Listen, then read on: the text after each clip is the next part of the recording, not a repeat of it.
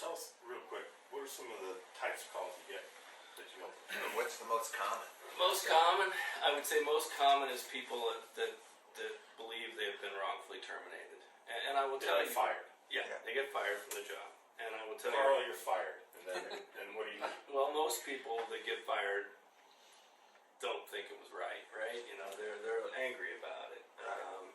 You know,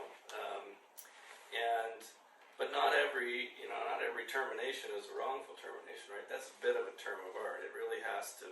You have to be able to say, well, they terminated me for a discriminatory reason, based You on need you as an attorney to be able to tell them one of those protected classes. to evaluate. Yeah, to evaluate it and you know, let them know that, you know, if that is in fact the case and there's some evidence that suggests that, you know, then we're going to file that charge of discrimination with the EEOC. So do you handle race discrimination? Absolutely, yeah. Race, age is another one. If you're Give over some 40. examples of race or age that you deal with.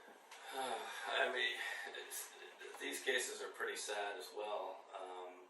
You know, I've seen some pretty horrific stuff that happens to employees, you know, at work. Had an African American client that was found a noose in his place of employment. You know, I mean, just pretty horrendous things, and not everything's that egregious, you know. But people get fired. You know, age discrimination is a pretty common one. You know, employer says, "Well, you're too old to do this job. You know, your computer skills aren't very good." You know, things like that.